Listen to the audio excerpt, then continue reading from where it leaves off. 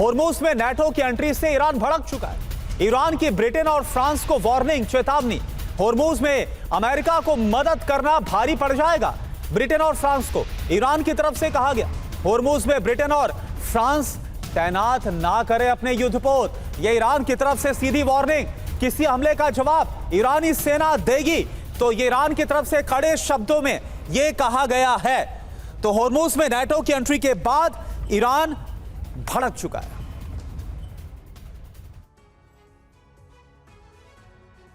तो आप देखिए, जो ईरान की तरफ से चेतावनी है, जो धमकी है, वो क्या और इसके संकेत मायने समझिए।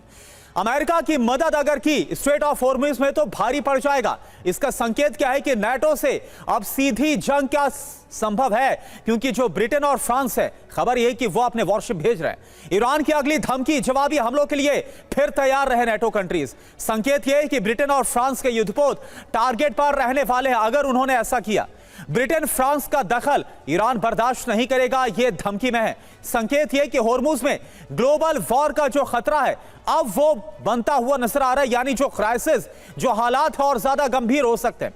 अमेरिकी नाकाबंदी गैर कानूनी है, ब्लॉकेट से और ज्यादा युद्ध भड़केगा। जो स्ट्रेट ऑफ होर्मुज में ब्लॉकेट तैयार किया गया अमेरिका ने।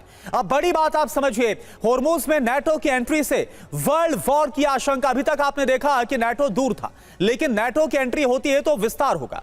बड़ी बात यह है कि होर्मुज में फ्रांस की एटमी क्षमता वाली जो नेवल फ्लीट है वो यहां पर मौजूद है। तो देखिए, फ्रांस और ब्रिटेन का इन्वॉल्वमेंट जिस तरह से बढ़ता जा रहा है, वो भी ईरान के लिए एक मैटर ऑफ कंसर्न है और ईरान इसे लेकर चिंतित है। पूरी कोशिश की जा रही है ताकि इनकी इन्वॉल्वमेंट को रोका जा सके, ये अमेरिका के साथ ना आए। और वहीं ईरान की धमकी पर मैक्रों का बयान आ गया है, होर्मुज में युद्धपोत तैनात करने का प्लान नहीं है। ये देखिए, मैक्रों ने रिएक्ट किया है, फ्रांस यूके तैनात नहीं करेंगे युद्धपोत, ये मैक्रों ने कहा है। तो मैक्रों के बयान में एक तरह की सफाई भी सीधे तौर पर नजर आती है ईरान के आक्रामक रुख के बाद।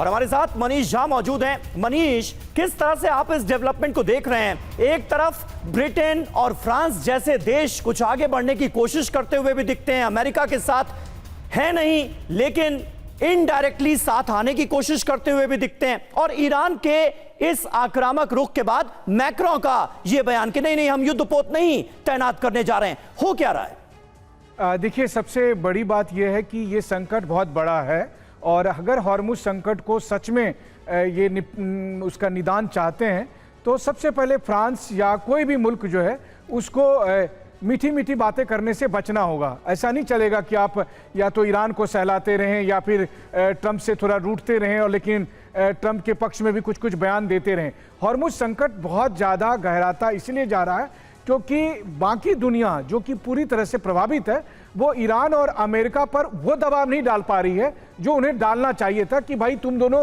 लड़ रहे हो और तुम्हारी कीमत पूरी दुनिया चुका रही है। आज की तारीख में हो यही रहा है। ऐसा नहीं है, 28 फरवरी को ये जंग शुरू हुआ और आज हम 11 मई को बैठे हुए हैं, लेकिन बाकी दुनिया सिर्फ डिफेंसिव मोड में है कि अच्छा ठीक है, कैसे हम अपना काम चला लेते हैं, ईरान से बात करके 2 जहाज निकलवा लेते हैं, अमेरिका से ये बात कर लेते हैं, वेनेजुएला से ये तेल मंगा लेते हैं। पूरी दुनिया को यह कहना होगा, अमेरिका और ईरान को, कि आपकी जिद की वजह से आज बाकी दुनिया को तमाम तरह की मुश्किलों का सामना करना पड़ रहा है और इसके जिम्मेदार कोई और नहीं बल्कि आप दोनों हैं और आप दोनों को 28 फरवरी से पहले। बिल्कुल। और ये मनीष, आपने बड़ी बात कही कि अब दुनिया भर में जो बाकी ताकतें हैं, जो बाकी देश हैं, उनको भी प्रोएक्टिवली कहीं ना कहीं इस पूरे मामले को कैसे जल्द से जल्द सुलझाया जाए, सॉल्यूशन क्या हो, इस पर काम करना होगा।